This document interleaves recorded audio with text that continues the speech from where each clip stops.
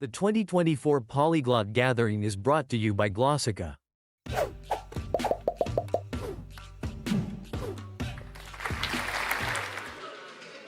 Okay, hello everybody. I think that we can start the talk. So, do you speak the language of 2024 social media? Please welcome Natalia and Gustavo.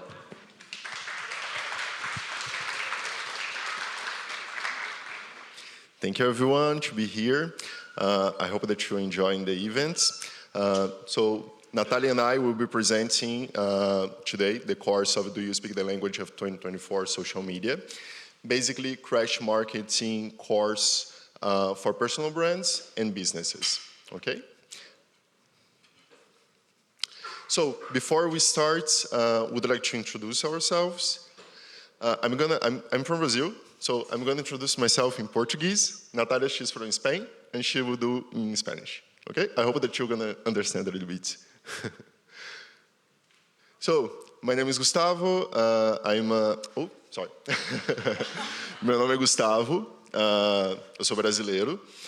Eu trabalho na italki, que é uma das patrocinadoras do evento, e eu sou gerente de marketing da Europa. E eu moro em Madrid faz 2 anos. Algumas coisinhas no meu país. Acho que a gente no Brasil é muito famoso pelo futebol, né? No estereótipo. Para os brasileiros, tem brasileiros aqui hoje? Boa, fechou. Rio de Janeiro, quem não conhece o Rio de Janeiro, né? Cidade linda. Samba, obviamente. E o Carnaval, né? Que é a festa mais famosa do Brasil. Bom, e é isso, gente. So, it's this. Now I'm going to pass it to Natalia. Obrigada. Okay. Bueno, pues en español. Hola a todos, bienvenidos. Mi nombre es Natalia. Yo me encargo de llevar la parte de influencers y partnerships en italki. Vengo de Madrid, España. País bastante conocido por lo soleado que es, buen clima, sus tapas, la buena comida, el flamenquito. Y bueno, pues en general gente como que con muy buen humor, que le gusta mucho reírse y que hablamos bastante rápido, los españoles dicen. Pero no os preocupéis, que esto de momento es todo lo que vais a escuchar en español, porque como hemos dicho, el resto de la presentación va a ser en inglés, aunque nos ha apetecido añadir unos subtítulos en español y en portugués, como vais a ver. So back to English. Before we get started, I have a couple of questions for you. So how many of you here would say that have a talent for languages? You can raise your hands. Okay. Don't be shy. Okay, I see a few hands. And how many of you think that learning languages is a skill you can acquire despite not being naturally gifted with it? Nice. I see more hands now. All right, so the same thing happens with social media. You might not feel like fish in water when it comes to creating content, but it's something you can definitely learn to do. Either for you as your personal brand, for your own business, or as a content creator for brands. So don't miss the opportunity to inspire others and monetizing it. Let's see in a few minutes how. So before we start, I would like to talk a little bit about the market size overall. So basically, the investments on digital advertising has an average of growth of 9% per year. And when I talk about digital advertisements, it's everything that is online. So when you're on YouTube, for example, you're watching a video, or in your Instagram, TikTok, for example, all this includes digital advertisements. And also influencers. I know that there is a lot of influencers here today, so you guys are on these numbers as well. So basically, you can see that it's a huge industry. So basically, in 2021, for example, it was an investment of $506 billion per year. And the expectation is that in 2027 goes to 870 billion. So I'm just talking, for example, about digital advertisements. Here it's not including, for example, TV, radio, newspaper, that is basically like offline media. And deep diving like a little bit in the influencer marketing. The influencer marketing is growing basically an average of 300%. So the markets of you guys, like the influencers that are here, is growing a lot. It's something really new, like basically like from 2016 more or less. And basically in 2024, it's expected to grow a 14% year over year compared to 2023. And as I said, since 2016, it was an investment of 1.7 billion, and 2024, the expectation, $24 billion per year. Someone already made like 1 billion here, influencer, no? 1 million? Anzi? No? 1 million? No? Okay. So basically, why these investments grows like this? It's basically because there are people on the internet, okay? So nowadays, like we have like more or less 5.3 billion users on internet, data from 2024. Basically, 66% of the population from the world are using internet. And from this number, 5.1 billion persons are on social media. So I imagine that everyone here, for example, is on TikTok, Instagram, for example. So a little bit about the evolution of social channels as well, so how we got until here. So the first one, it was basically LinkedIn in 2002. And imagine, for example, that you guys know someone that does influencer marketing on LinkedIn. And the last one, it was TikTok in 2016. And in between, for example, we have MySpace, Instagram, and Snapchat. And basically, TikTok is the fastest growing one. So the social media, for example, they invested a lot of money on TikTok. And basically, it was the most downloaded app in 2020. And users spend 23 hours per month on TikTok.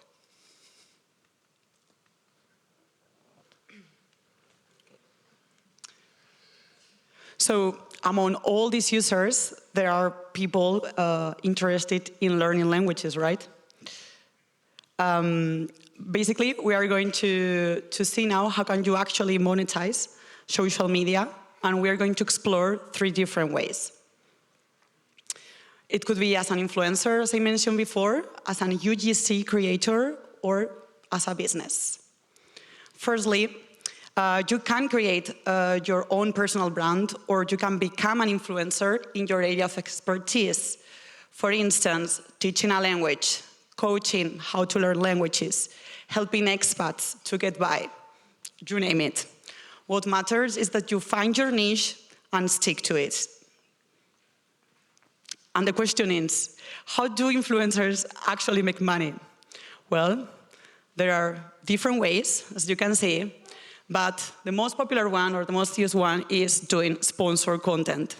This means that a brand promotes their services or products using an influencer profile whose audience is potentially interested in purchasing these services that they are selling. Now you may think, okay, Natalia, but you need thousands of followers to succeed in this, right? Spoiler alert, you don't. In fact, nano-influencers are the ones brands prefer to work with because they have a higher engagement rates. Nano-influencers are considered between 1,000 up to 10,000 followers. Let me give you a real case example. I recently collaborated with this influencer who's starting uploading short videos on her Instagram. She was teaching English, actually, with expressions from the best sitcom ever, Friends, of course, and songs by Taylor Swift. She then had around 10,000 followers. and she was charging around €300 per Instagram package. Well, some of her videos were starting to become very popular, and 6 months later, she managed to increase her fee up to €1,500, which is above the base salary in Spain, by the way. So, not bad. Joey and Cheller agree with it. Second way of monetizing social media would be as a UGC creator. This is kind of a new job category. In this role, you don't need to consistently upload videos to your social media, nor is there a concern about accumulating followers.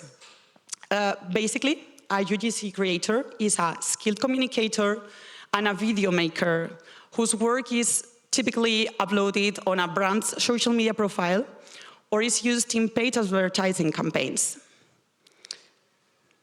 Translations. You may think, okay, and why is this relevant to me? Well, given that international companies often require videos in multiple languages to engage with users from various countries, your ability to speak several languages would be extremely valuable. And how does it work? Well, once you create your specific UGC account, you have a portfolio with some videos, and you start reaching out brands to collaborate with. Normally, UGC creators receive a briefing with some instructions and guidelines on what to do, what to say, and they are compensated on a video or campaign basis. This is a huge opportunity for polyglots looking to leverage their language skills in a dynamic and creative way.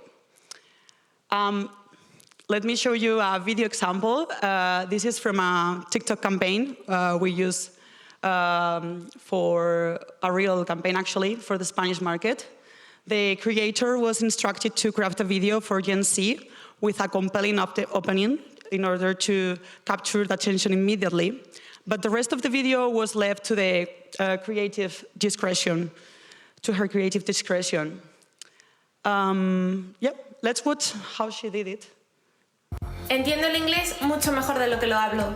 Un cubata por todas las veces que he repetido esa frase. Pues yo desde que uso italki ya no me pasa. Antes me preguntaban ¿cómo estás? Y yo decía yes please. Ahora gracias a italki mantengo conversaciones fluidas todas las semanas con un profesor nativo en inglés. Realizo el pago clase a clase y aprendo desde la comodidad de mi casa. O desde donde yo quiera. Mejora tu inglés ya. Descarga italki ahora.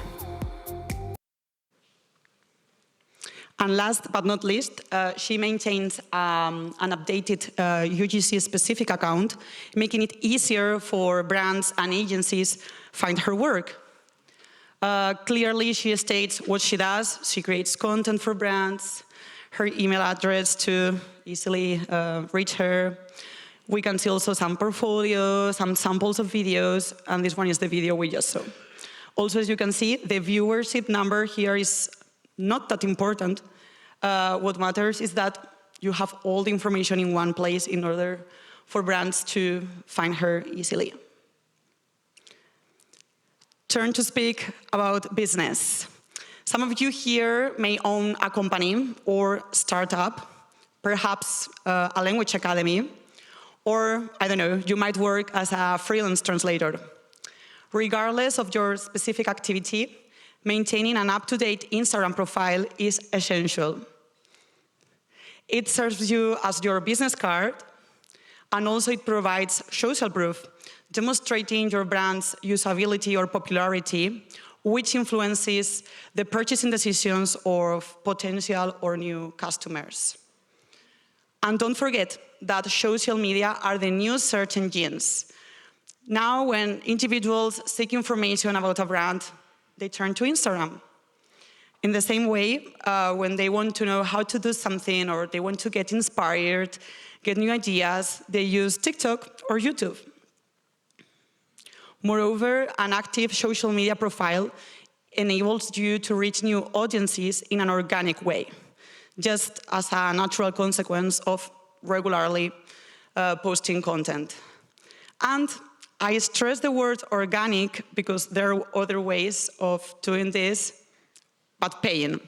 But Gustavo knows more about this, so he will continue. Thanks, Natalia. So deep diving a little bit more on the part of paid media. So, basically, like most of you know, probably, but when you're scrolling on Instagram, TikTok, for example, or YouTube, and there's the advertisement, for example, that interrupts your experience. So basically, this is a company paying, for example, to you view that ads. Here is an example, for example, of Grammarly and the example of YouTube, for example. And basically, like companies pay for this to reach a business goal, okay? So imagine, for example, that this business goal could be grow their brand's awareness, for example, in France, or sell more shoes in Spain, for example. So basically, like how this cycle works. They're gonna pay, you're gonna have an impression. The impression, what it is an impression? When you see the ads, like Google, Facebook, they know that you're viewing that.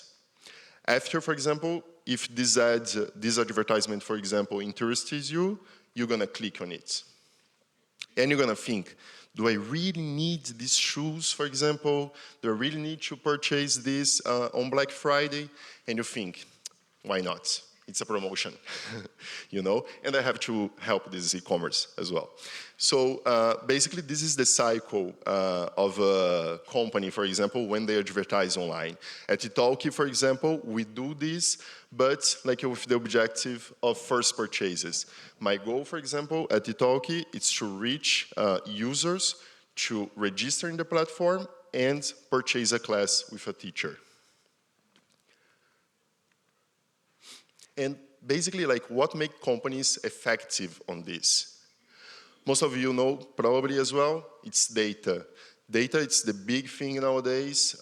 Cookies, all the websites that you're going, for example, you have to accept the cookies. And basically, here, it's an example of 2010. It was 2 zettabytes, so 1 trillion gigabytes, for example. And in 2025, the expectation, it's 181 zettabytes of data. And basically, how we, for example, in the advertiser side, we choose this. The location, for example, this is an example of TikTok, okay? So I have a filter, for example, to choose the location that the user is based. Could be a city, such as Madrid, for example, or a country such as Czech Republic. Or gender, if you're male, female, for example, or I can just pick all. The age as well, you have 13 to 17 and 55 plus. And basically how they know this can be, for example, when you sign up at TikTok, you give your information to them, or basically like can be your behavior as well, how you act inside of the platform. You have the languages, how they know, for example, the languages, for example, basically when you settle your app. So if your app is settled in English, for example, I know that probably you speak English.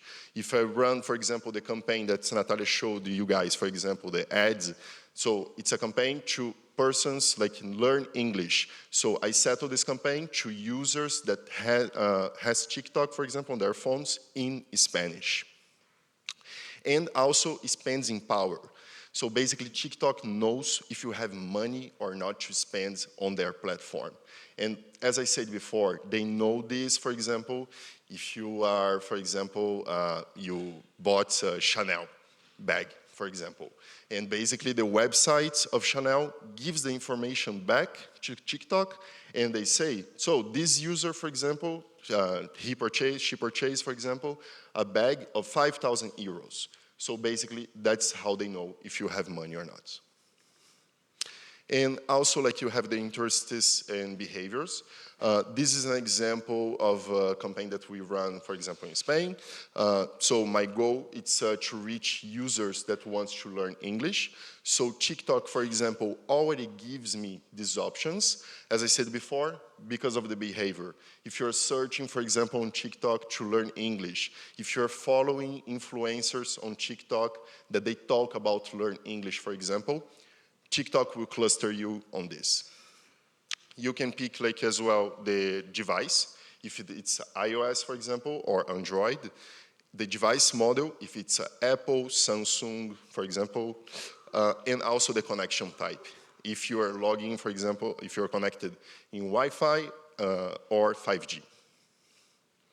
And after picking all these filters, TikTok let me know how many users, for example, I could reach with this campaign.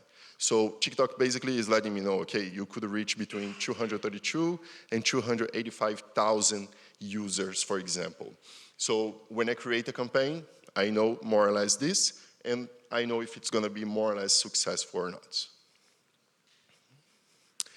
And after you start your campaign, you're going to get the first results. As I was saying, for example, if your objective is brand awareness of a brand or to make purchase inside of the website, you're going to see the results based on this. So here's a screenshot of the platform of Facebook, for example.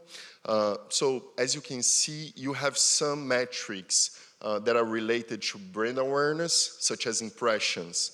So companies just want you to see their brand, for example. Usually, who does brand awareness? Big companies, Volkswagen, L'Oréal, for example, because they have a lot of money to spend and they can do this. And you have the other part that is results. That could be, for example, purchases inside of a website. Or in the case of italki, first purchases or registrations. Basically, so each company, for example, can optimize their campaigns for this.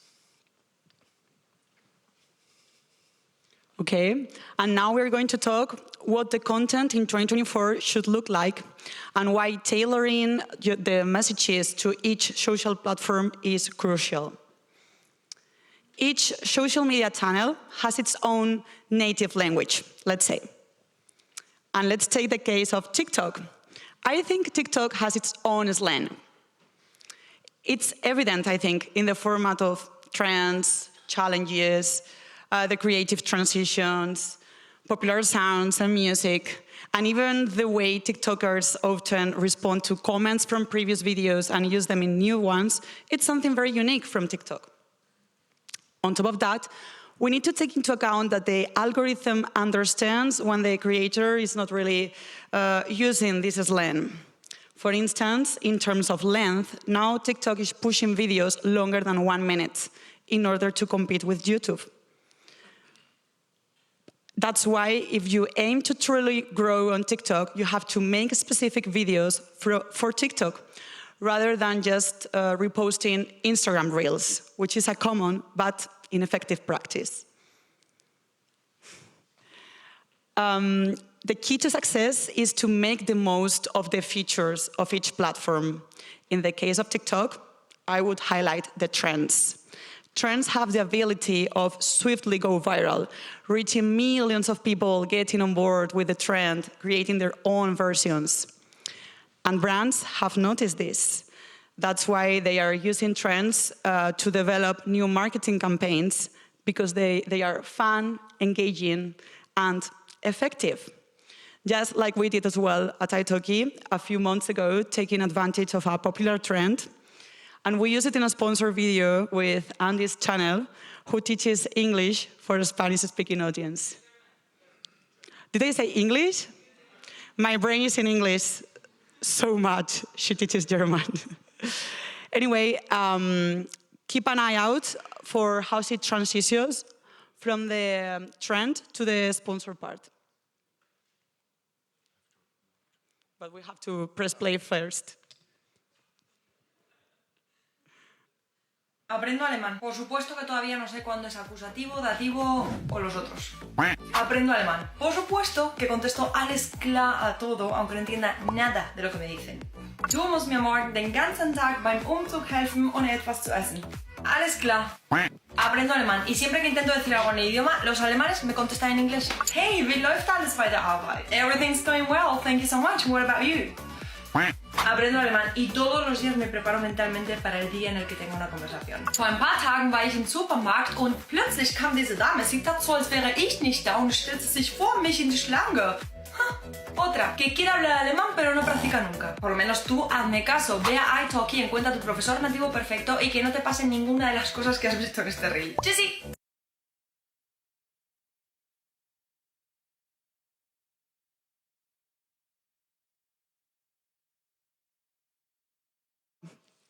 Patrick, please. Thank you so much. It's a great example, right?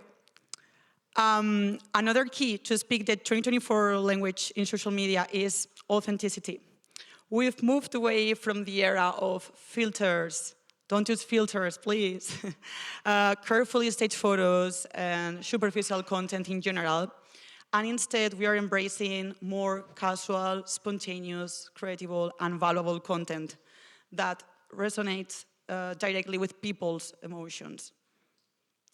That's something, this principle can be also applied to advertisements, right? Exactly. So most of you, for example, like I'm 32 years old. So when I started, for example, consuming advertisement, for example, or remember on TV, it was the really like traditional TV commercial, you know, to sell a car, like the pace of the advertisement, for example, was really slow. So with the influencers, for example, and the UGC, we have to change a little bit this. So basically, usually you should not see, for example, any brand will create a TV commercial, for example, and will put it, for example, on Instagram or TikTok. Of course, they can take more or less the same concept, but they will for sure adapt the concept. And as Natalia was saying, like basically we had this project to run a campaign in Spain. So I work with paid media, but Natalia works with influencer.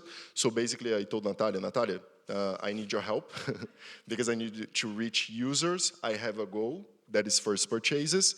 Could you help me, for example, to hire some influencers, UGC, to achieve my goals? So basically Natalia, for example, go ahead. No, although this example is from a UGC creator as well. Yeah. Well, she may influence as well, the public, but... So basically, like she entered in contact with an agency. We spoke with this agency. I told them my goals. I told them, like, we told them, for example, what the influencer should say. And basically, we had this video of... La pandemia hizo que tuve que cancelar mi examen de Cambridge del C1. Por aquel entonces vivía en Dublín y tenía un inglés muy fluido, pero ahora, 4 años después, me doy cuenta de que no tengo ningún título oficial que acredite mi nivel. Entre el trabajo y la universidad no tenía tiempo para asistir a una academia presencial, pero italki es la solución. Es una academia de idiomas online con un montón de profesores a escoger con todo tipo de precios y niveles. Venid, que os dejo ver una de mis clases. Esta clase la dedicamos a los idioms, o como en español diríamos, a las frases hechas. Me encanta que en la videollamada tengamos este chat para que él me vaya corrigiendo mis errores. Aprendí algunos idioms como to be like a fish out of water, to have butterflies in your stomach, or to have your hat set on. Yeah. So basically, like this is something really new. Like you will not see a lot of brands doing this, but they should, because it's the language, as Natalia was saying, of the platform. And basically, you should not like adapt something from TV, for example, or even YouTube, and just put it on TikTok. Well, that's everything from our side. Thank you very much for coming here. And well, remember this quote: if you don't know where to start, just take the first step, especially with social media. We have our contacts here. If you guys would like to can take a picture. To reach us, for example, us at italki. If you'd like to make a partnership with us, also there's our LinkedIn here. If you would like to know more information about paid media or influencers, and also our Instagram as well. Thanks a lot. I hope that you all enjoyed.